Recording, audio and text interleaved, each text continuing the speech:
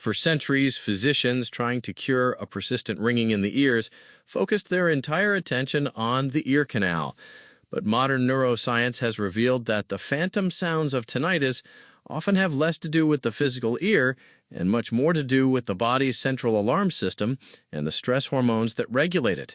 Today, we are analyzing an article from the publication My Adrenal Life titled Tinnitus and Adrenal Insufficiency, The Science Behind the Ringing.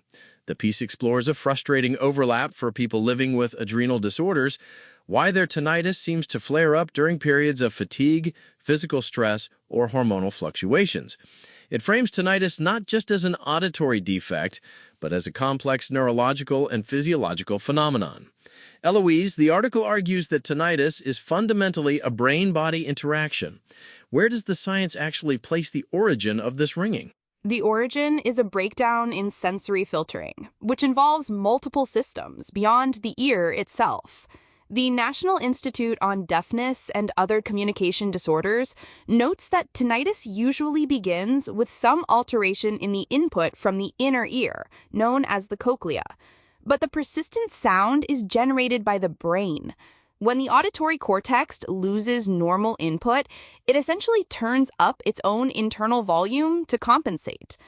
What makes the My Adrenal Life article so compelling is how it connects this neurological compensation to the body's stress response. The brain does not process sound in a vacuum. The auditory cortex is deeply wired into the limbic system, which manages emotion and threat detection, and the autonomic nervous system, which controls our fight or flight response. That connection to the threat detection system suggests that our perception of sound is influenced by how safe the body feels. If we look at adrenal insufficiency, the core issue is a failure of the hypothalamic pituitary adrenal axis, or the HPA-axis. The body cannot produce enough cortisol, the primary stress hormone. But the common assumption is that high stress and high cortisol cause problems. Why would a lack of cortisol make tinnitus worse? That is the exact paradox researchers have been untangling. Cortisol is often labeled the stress hormone, which gives it a negative reputation, but cortisol is actually a stabilizing hormone. The National Institute of Diabetes and Digestive and Kidney Diseases explains that cortisol is essential for maintaining blood pressure, regulating inflammation, and keeping the nervous system stable during physiological stress. When cortisol signaling is disrupted, either because it is too low or because it is not being produced on demand, the nervous system becomes highly reactive. So without cortisol acting as a buffer, the nervous system overreacts to stimuli. Exactly. Research published in the journal Frontiers in Systems Neuroscience has shown that the HPA-axis in tinnitus patients often behaves abnormally. A pivotal study by researchers Hebert and Lupien found that individuals with chronic, distressing tinnitus actually display a blunted cortisol response when exposed to acute psychosocial stress. Their HPA-axis is dysregulated, leading to a state of glucocorticoid inefficiency. In patients with adrenal insufficiency, this inefficiency is a permanent, underlying medical reality. Without adequate cortisol to terminate a stress response, the sympathetic nervous system stays locked in an elevated state. This heightened neural activity reduces the brain's ability to filter out internal sensory noise, making the ringing much more prominent. I want to break down the physical mechanisms inside the ear itself because the article specifically mentions circulatory changes and electrolyte shifts. For people with primary adrenal insufficiency, also known as Addison's disease, there is a deficiency not just in cortisol, but in aldosterone. How does aldosterone factor into the auditory system? Aldosterone is a mineralocorticoid hormone responsible for regulating sodium and potassium balances in the body. This is crucial for the inner ear. Deep inside the cochlea is a highly specialized structure called the stria vascularis. You can think of the stria vascularis as a microscopic water filtration and power plant for the ear. It maintains the chemical composition of the endolymph, the fluid that bathes the sensory hair cells. And the endolymph relies on a very specific chemical balance to transmit sound accurately to the brain. Yes, the endolymph has a uniquely high concentration of potassium and a low concentration of sodium. The stria vascularis uses ion channels to constantly pump potassium into this fluid. According to inner ear homeostasis research, aldosterone directly upregulates the sodium-potassium pumps in the stria vascularis. When a person has primary adrenal insufficiency and lacks aldosterone, they are prone to hyponatremia, or low blood sodium, and fluid shifts. If the fluid volume or the ion concentration in the inner ear fluctuates, the hair cells cannot fire properly. This disrupts the auditory signaling sent to the brain, which the brain often interprets as tinnitus or dizziness. That explains the physiological origin of the sound, but the My Adrenal Life article emphasizes how the symptom fluctuates based on real-world scenarios. The author points out that tinnitus flares up during illness, low blood pressure, or what patients call crash states. Let's look at the illness trigger. When a person with a healthy endocrine system gets sick, their cortisol levels naturally spike to deal with the inflammation. Right. The healthy body ramps up cortisol production by tenfold during a severe illness to provide energy and stabilize the immune response. A patient with adrenal insufficiency cannot do that. They rely entirely on external replacement medication, usually hydrocortisone. If their physiological stress outpaces the steroid dose they have taken, their body enters a state of acute deficit. Inflammation runs unchecked, and the autonomic nervous system panics.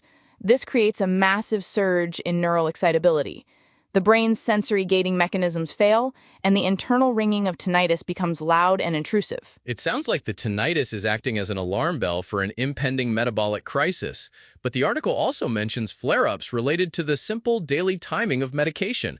Patients report increased tinnitus early in the morning, between doses, or during afternoon energy dips. Is the auditory system really sensitive enough to detect a slight dip in a synthetic hormone dose? It is. Glucocorticoid receptors, which bind to cortisol, are found in abundance throughout both the central auditory pathways and the inner ear itself. Studies investigating the local HPA-axis of the cochlea revealed that these receptors are highly sensitive to hormone fluctuations. In a healthy body, cortisol is secreted in a smooth, continuous circadian rhythm, peaking in the morning and tapering off at night. For someone taking replacement steroids, the hormone is delivered in sharp spikes corresponding to their pill schedule. As the medication metabolizes and wears off, there is a trough where cortisol levels are relatively lower. During these troughs, the dampening effect on the nervous system diminishes. The brain becomes hypervigilant, and the perception of the tinnitus sharpens.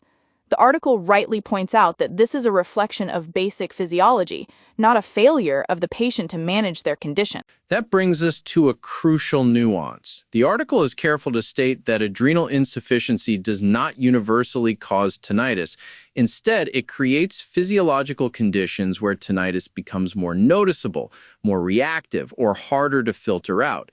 This distinction matters because it prevents us from reducing a complex neurological issue to a single missing hormone. That is a vital distinction. If we look at the historical context, the medical community used to treat symptoms in strict isolation. An endocrinologist managed the hormones, and an otolaryngologist managed the ears. The legacy of that compartmentalization is that patients with systemic illnesses often feel dismissed when they report overlapping symptoms. The evidence shows that tinnitus is a multi-system issue involving the auditory cortex, the limbic system, and the HPA-axis. Adrenal insufficiency removes the primary shock absorbers, cortisol and aldosterone, that keep those systems stable under load. This multi-system view also explains the cardiovascular component.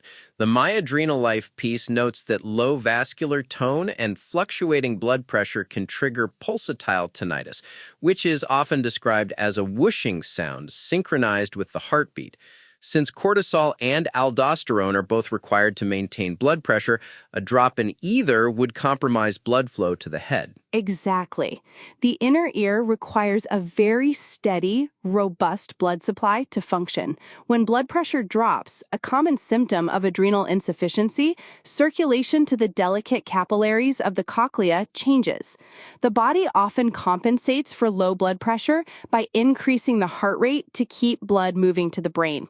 That altered, often turbulent blood flow through the vessels near the ear can be physically heard by the patient.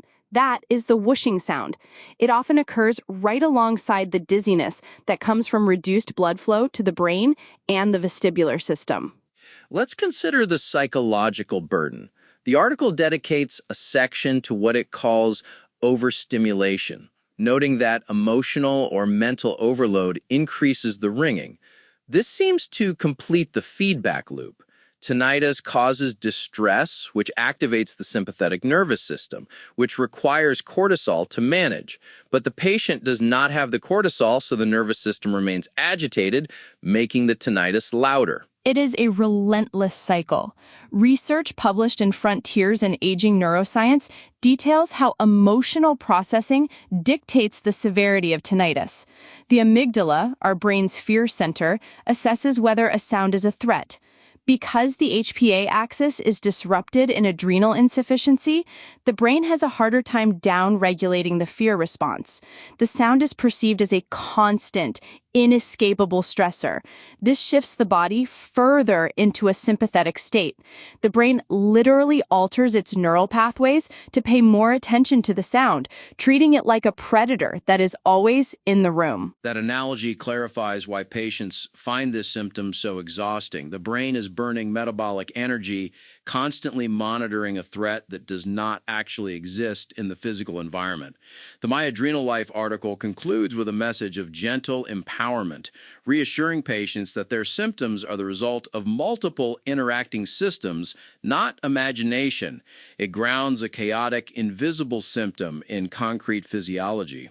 Validating the biological mechanism is therapeutic in itself. When a patient understands that their tinnitus flare-up is a predictable outcome of altered vascular tone, sodium shifts, or a low cortisol trough, the symptom becomes slightly less threatening. It moves from being an unpredictable torment to a logical response from a body operating under altered constraints. The science clearly supports the idea that the ear, the brain, and the endocrine system are part of one integrated network. By looking at the intersections of endocrinology and audiology, we see that the body does not respect the boundaries of medical specialties. The ringing is not just an ear problem, it is a signal of systemic strain. We encourage you to share this episode with anyone interested in the complex ways our hormones shape our sensory reality.